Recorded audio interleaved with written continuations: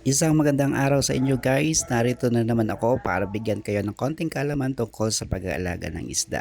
My name is Trev and kung hindi ka pa nakakapag-subscribe, please follow, like and share my video. Ang mga gapis ay kilala bilang isang magandang dekorasyon sa ating mga bahay at sa ating mga aquarium. Ang mga lalaki at babaeng gapis ay nagre-reproduce ng mabilis kahit na sabihin na natin kilala ang gapis na kumakain ng kanilang mga anak. So paano nga ba natin malalaman kung ang ating alagang mga isda na gapis ay lalaki o babae?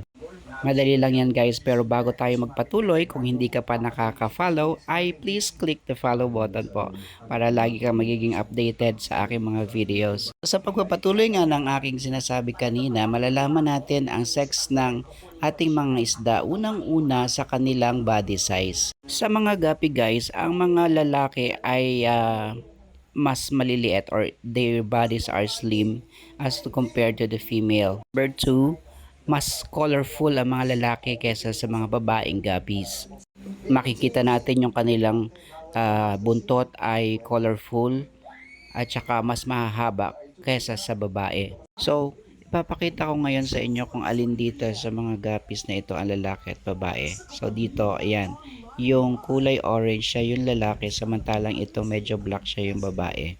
So, sa itsura pa lang, nakikita agad natin yung pagkakaiba ng female at ng male. And then kung talagang gusto naman nating makasiguro, doon naman tayo titingin sa ilalim ng kanilang tiyan. So hanapin natin yung medyo matulis sa mga lalaki syempre. At sa mga babae naman, yung korteng pamaypay na palikpik sa pinakailalim ng tiyan. So yun lang guys, madaling madali lang para natin makilala kung alin ba sa kanila, which is which, ano. And sana natuto kayo dito sa aking mini tutorial. So that's all for today guys. Please like and share my video po. Salamat.